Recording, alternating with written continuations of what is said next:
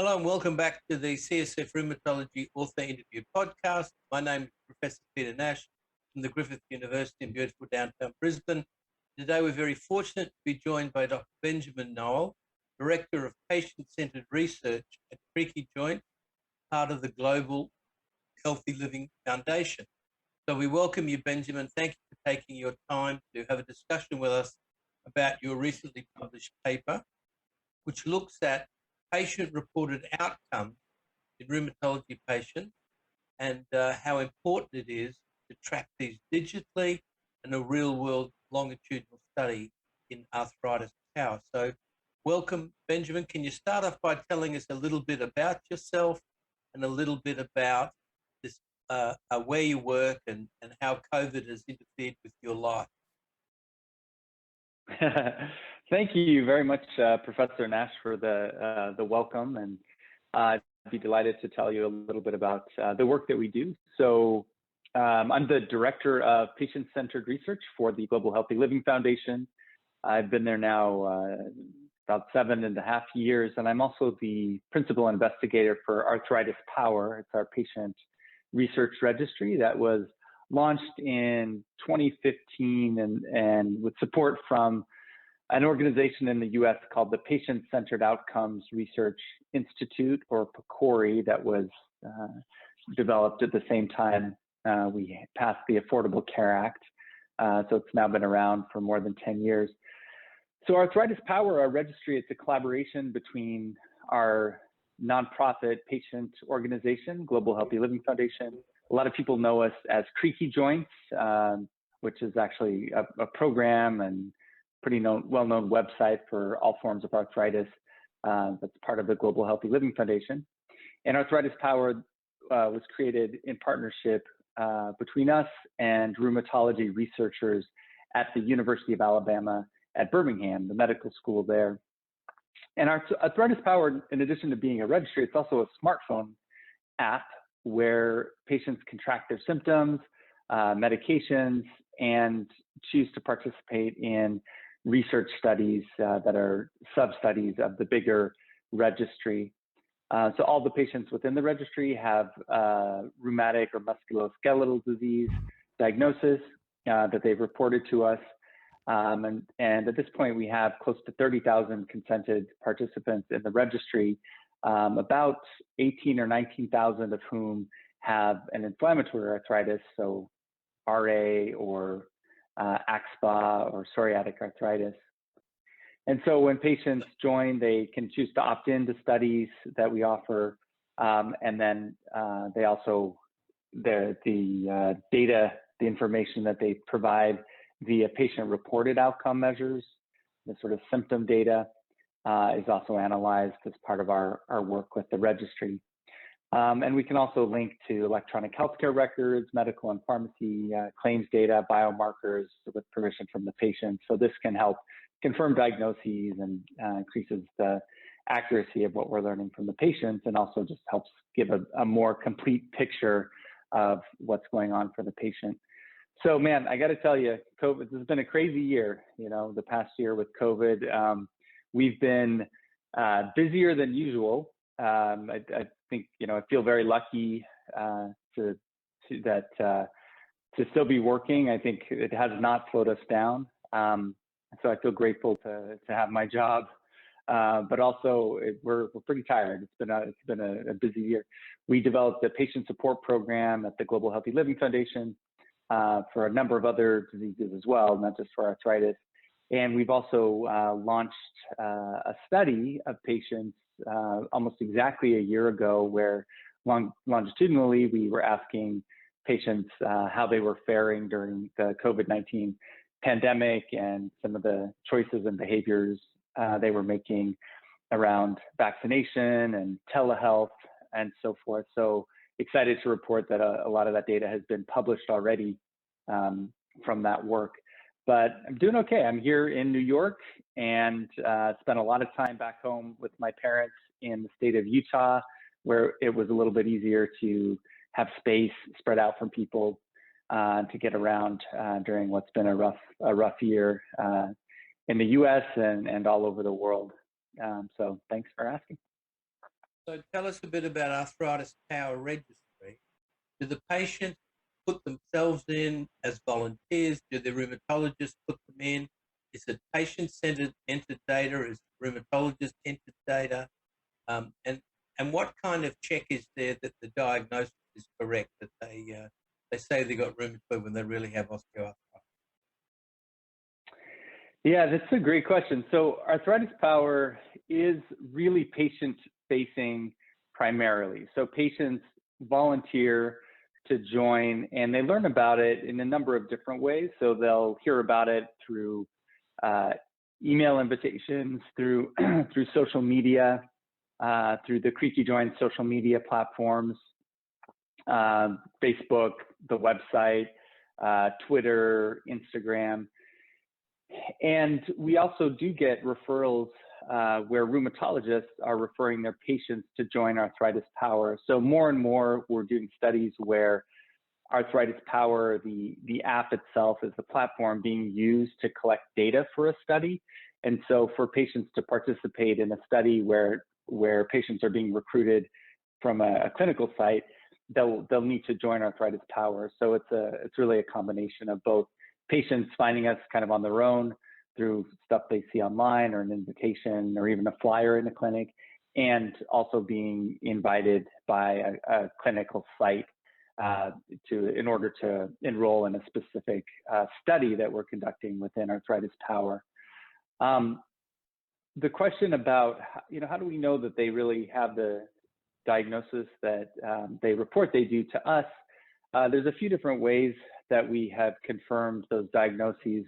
The most common way, the most general way we tend to do that is if we know that they've told us they have a particular condition, and they told us what medications they're on, and then they also tell us the name of their rheumatologist. For us, that's enough to accept what they're telling us. It's certainly a limitation that we don't always have for all of our studies, doctor confirmation or rheumatologist confirmation of a disease, but that's just simply one of the potential limitations of the registry. Again, not all of the studies or sub-studies of ArthritisPower is that the case for, but for certainly for some of them. Again, as we do more and more site-based recruitment, then the doctors themselves, the clinics are telling us or are finding eligible patients and then referring them to the network for that particular study. And the smartphone app, just tell us a bit, does it mainly capture safety stuff with side effects, or can you look at efficacy with outcome measures, or is it more of a patient education resource, or just a place for them to record their how they're feeling, their medication? We have a similar one in Australia called ARAD, and it's turning into a safety registry because the efficacy side is quite difficult to measure, but the patient-reported outcomes make it very easy to look at function, quality of life, and safety issues and adverse effects. Efficacy much more difficult. What does the smartphone app record? What the options are? And do you think of it as a safety registry or an efficacy registry? So we don't think of it as either. We think of it more as a patient-reported outcome registry. So we've really tried to build something that would appeal to patients' interest in tracking their own disease and managing their own disease and monitoring their own symptoms over time. And then in some cases, sharing that data back with their doctors. So it mainly captures patient-reported outcome measures. So I suppose it could certainly be helpful to also capture safety data.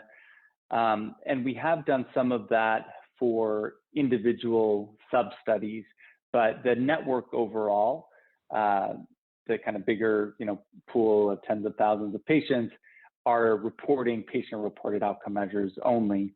And then if we wanted to know more specific detail, then typically we'll invite people to join or ask clinical sites to recruit into a sub-study of ArthritisPower with a smaller cohort of patients that is looking at a few specific aims. And what kind of PROs are you looking at? So we have a whole library of PROs. The default measures that are in there that are presented to all patients as soon as they join are the RAPID-3 and a number of the NIH PROMISE measures. So that's the patient-reported outcome measurement information system that was developed at the U.S. National Institute of Health. And that is a whole collection of mental health, physical health, and social health measures that are disease agnostic. So you can, so their symptoms, they track along certain symptoms. For example, the 4 that we default in ArthritisPower are physical function, sleep disturbance, fatigue, and pain interference. But there's a whole list of other measures that are part of that PROMISE library that we make available to patients in the ArthritisPower app. So if patients are interested in tracking other patient-reported outcome measures or symptoms, like depression, for example, they can add that to the list of things that they want to track. And we have built this to be flexible enough that for particular sub-studies, if we need to measure something that's not already part of our library, we just add it to the library and then put it in the custom workflow for patients in a particular sub-study. And what do you find most patients stick to? They wouldn't do all of them, would they? They might do a couple.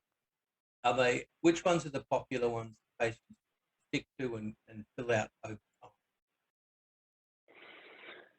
Well, it tends to be the measures that are defaulted for them. So the default measures that I mentioned, the RAPID-3, physical function, pain interference are the big ones. In this study that we just published, which was actually a sub-study, just a subsection of ArthritisPower, that's exactly the question that we were interested in looking at. We wanted to know what are those outcomes? What are the patient-reported outcomes that patients find most meaningful, most relevant to them for their own health decision-making that they would want to track? Excellent. And as we were set up, yeah, sorry, go ahead. Excellent. So let's talk about that paper. It's published in Arthritis Research and Therapy very recently.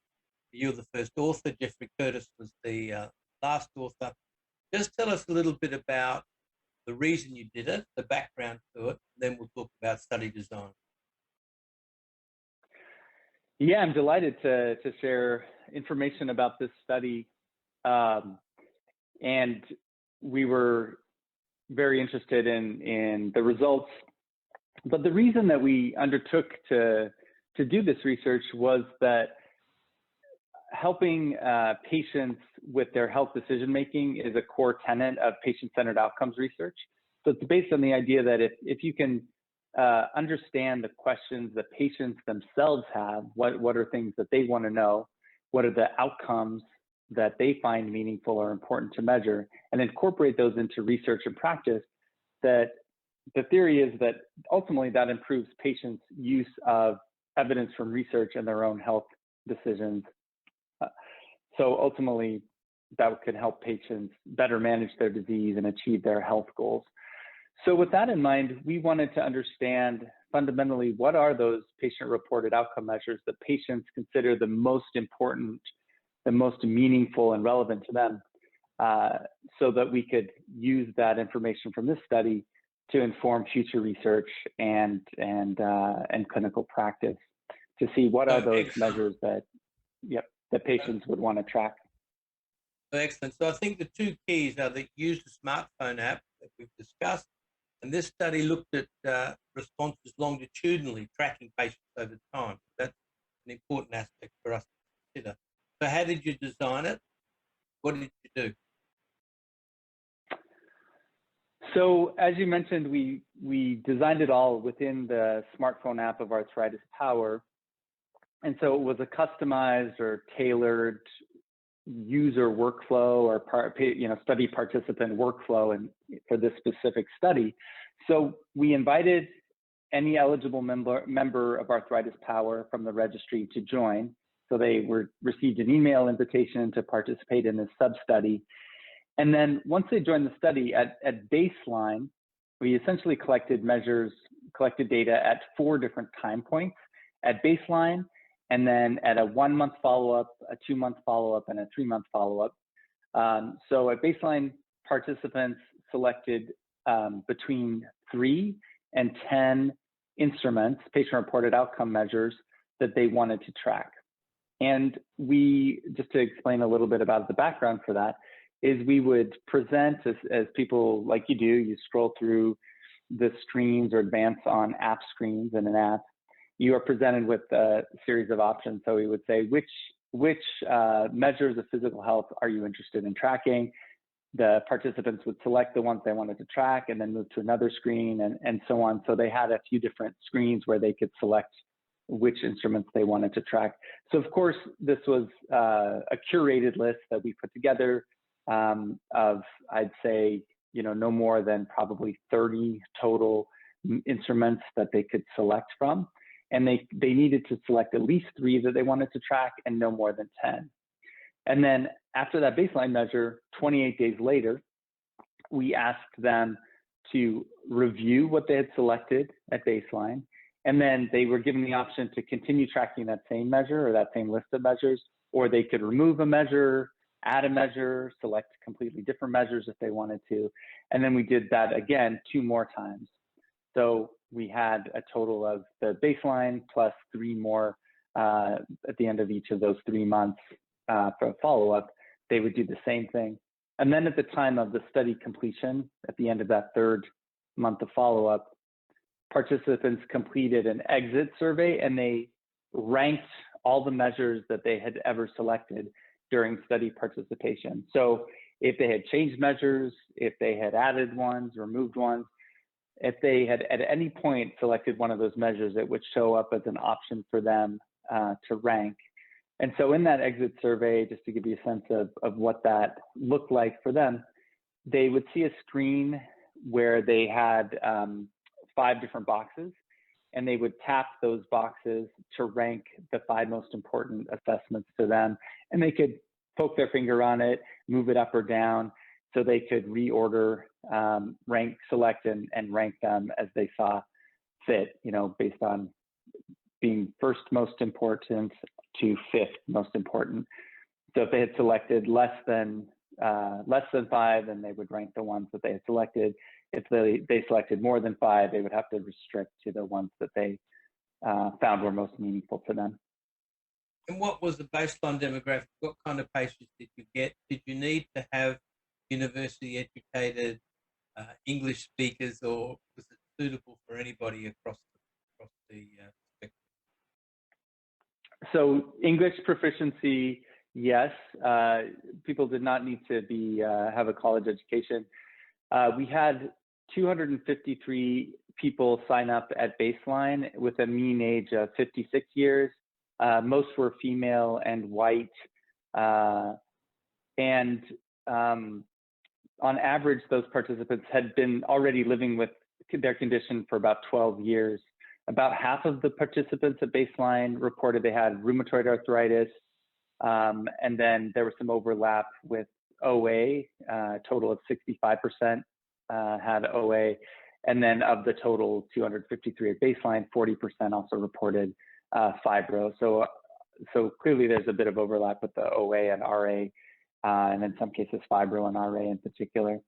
And then some of the patients also reported other comorbidities like hypertension, high cholesterol, depression. And very important things. And pardon my English, what you divide them into baseline, completers, and attrited. What's an attrit? Yeah, so we did. So the people who joined at baseline did their initial selections, so we could see at a first glance if people at their first their first go at this, what did they select? And then we did also the analysis for the 140 people who completed the entire study, meaning they did baseline plus the 3 follow-up points. so we did some comparison to see if there's any major differences between the folks who signed up at baseline and the folks who actually completed the study. And there really weren't any significant differences that were notable between those two groups. So the baseline participants were a pretty good reflection of the folks who actually completed the study. Oh, okay, so the attrition rate was like roughly half. We just didn't do all the different measures. Okay, that's cool. That's right. So tell us a little bit about your findings, how the PRO measures were ranked, and which ones the patient selected as the ones they wanted to continue with. So pain, perhaps not surprisingly, pain was the most frequently selected symptom to track among baseline participants, and it was split across two measures available for selection. So there was the PROMIS pain interference and also PROMIS pain intensity. So when you add those together, that was about 83% of participants chose a pain measure to track. Fatigue was also a pretty important measure. So PROMIS fatigue was actually the single measure that was selected most often across all participants. That was about 78% of participants selected that. And then physical function, the PROMIS physical function measure was also very commonly selected. 67% of participants selected that one. And also duration of morning joint stiffness. We also thought it was interesting that we had offered 2 or 3 PROMIS measures covering mental health domain. So from those, the PROMIS measures, there's a collection of mental health instruments, depression, anxiety, and so on. Those were quite commonly selected as well. So if we added all those up, 82% of participants also selected at least one of the mental health instruments, and usually it tended to be depression. Was there any way to track over time how these measures changed in response to therapy, or you didn't capture therapy in a way that you could see if it improved pain, fatigue, quality of life?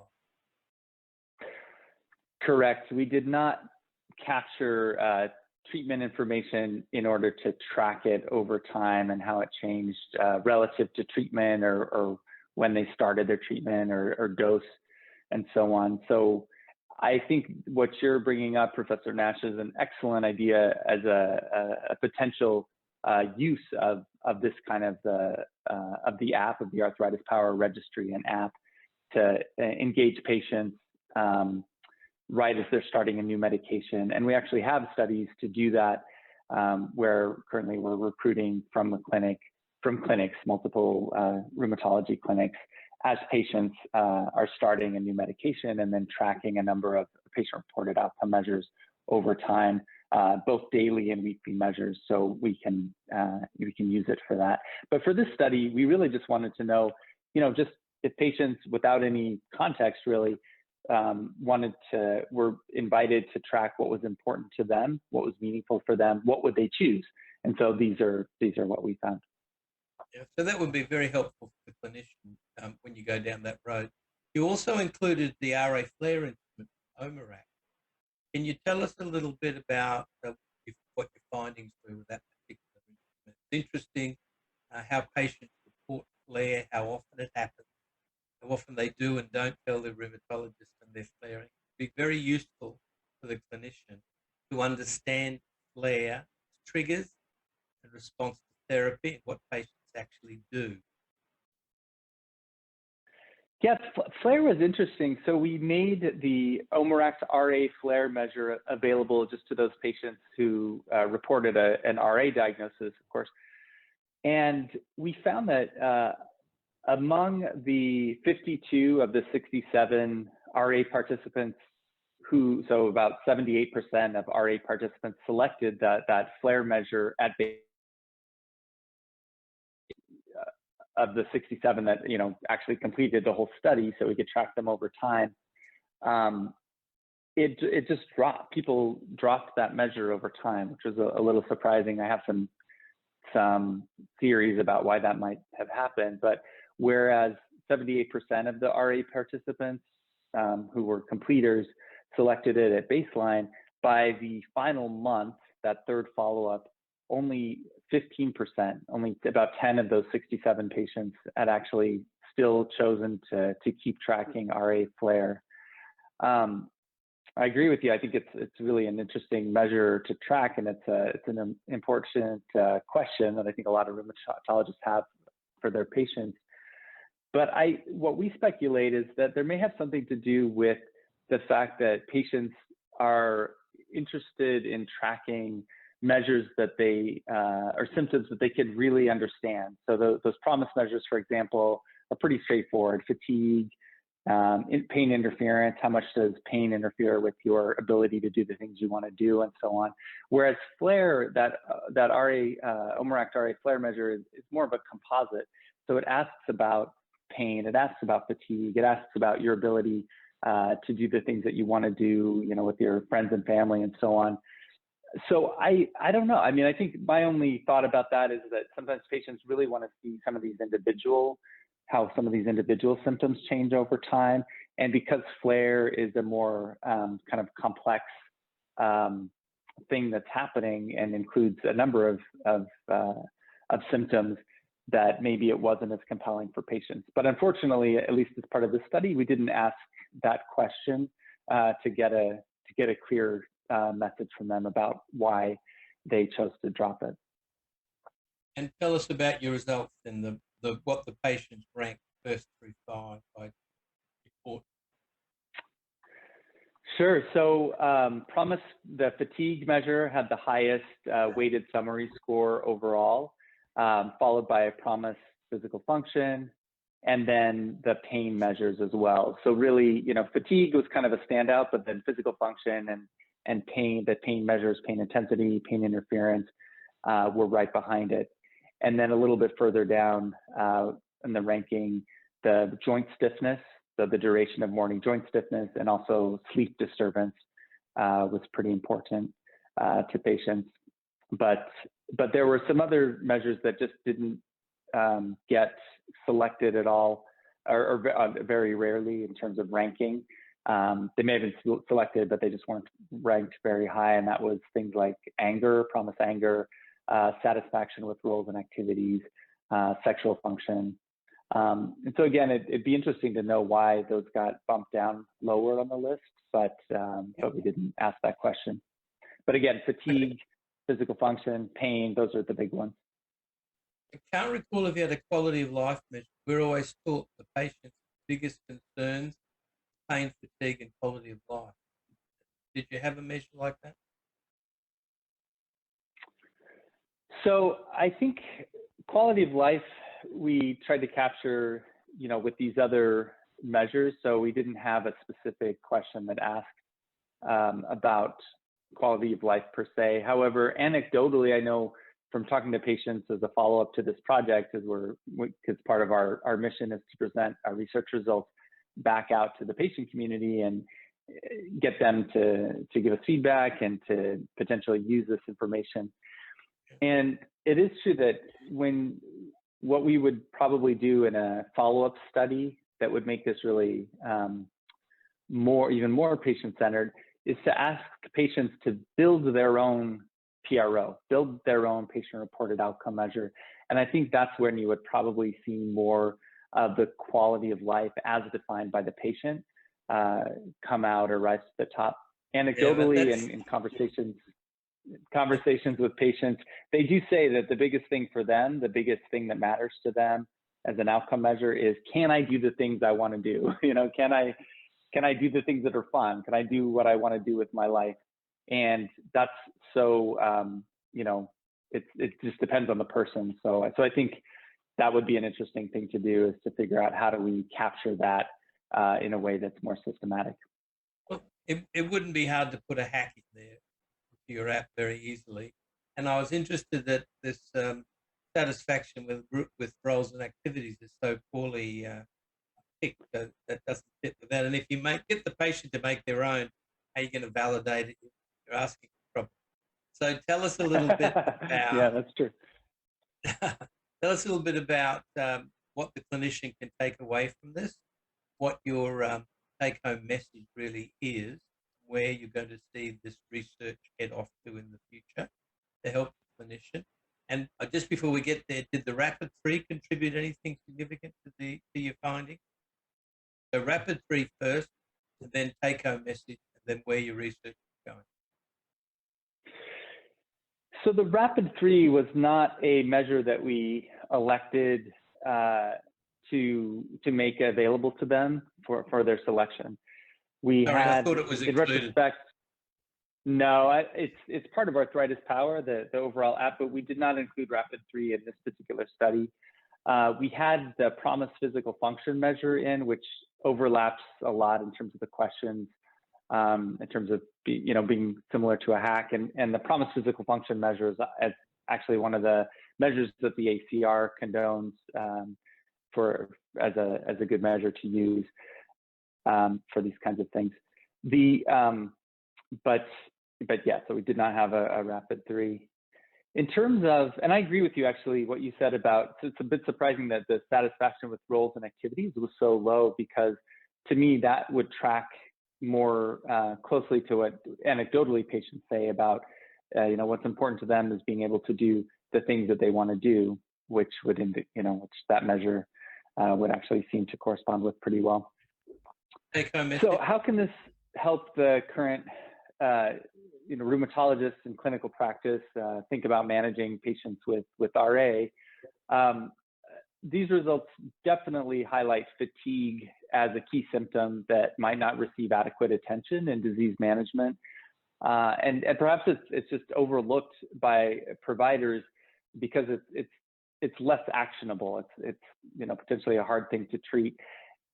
Our results are consistent with what some of the OMERACT RA flare researchers found as well. When you ask patients what are important domains for them, fatigue figures pretty prominently, and then you compare that with what physicians consider to be important in terms of RA flare and RA flare management. Fatigue is not not on the radar quite as much. So I think it just reinforces that message that fatigue's pretty big deal for patients, but it may not be something that's that either we don't have the tools to treat yet, or it's just not something that gets the attention it needs, behaviorally and so on for disease management. And I think in general, fatigue is so common. Oh, sorry, go ahead. Fatigue is so common, but its measures are all subjective. We don't have a good objective measure, nor do we have a treatment that we can offer that would make a big difference other than controlling inflammation and so on. So that's a toughie. It's not people ignore it. People can't measure it objectively, and therapy, once you've controlled inflammation, it often is just as bad as before. And so it's a real difficult symptom. We wish we had an objective measure that we could test various therapies on. And it's due to so many different things. Yeah, it's a good point. And I hope, we're certainly not conveying with our discussion section in this paper that it's something that we feel like it's the fault of providers for ignoring it. I think, as you said, it's a tricky one. One thing that we do think is related and important is sleep, right? So I think there's some ways we've started to capture sleep using wearables and so on, and certainly there's some overlap with fatigue. But I think, yeah, it just, again, it's a bit frustrating because fatigue is something that's a tough one, but it does pop up again and again, I think, from the patient perspective. Yeah. There's a company here who puts an EEG in a baseball cap and wirelessly sends the information off to a central server, but it measures sleepiness, measures when you're about to fall asleep. So all the truck drivers, bus drivers, train drivers, school bus drivers are wearing this cap, and they get a wake-up call on their phone just before they nod off. But again, that's sleepiness, which is very different to fatigue, but it's very objectifiable then. You can measure response to to intervention, but very hard with fatigue. As you say, it's tied in with sleep. So where is this sleep disturbance, rather? Where is the research going from here?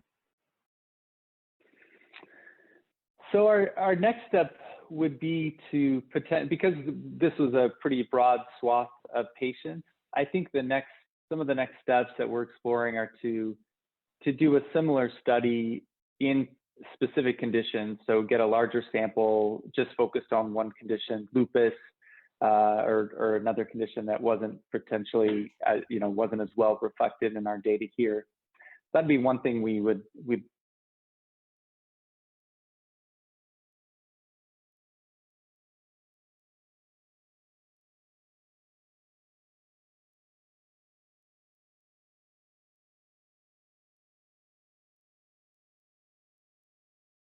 outcome measure, have a word cloud with a bunch of words that patients would select from, and then we help them map that to the available measures and so on. So I think looking for ways to better understand what's meaningful or relevant for patients to track based on the condition that they have.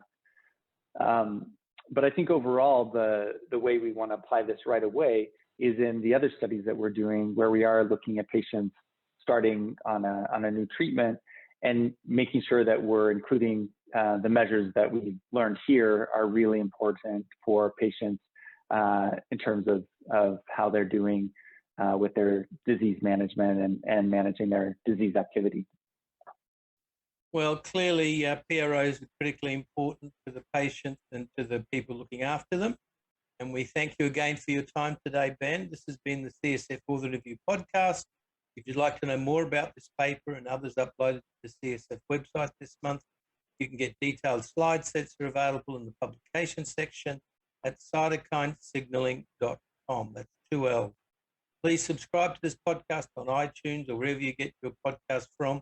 Let your friends know that there's a podcast on these kinds of issues to listen to, and let us know what you think. We'd love to get some feedback. So thank you so much, Ben, for giving up your time. Greatly appreciate it. My pleasure. Thank you for having me on.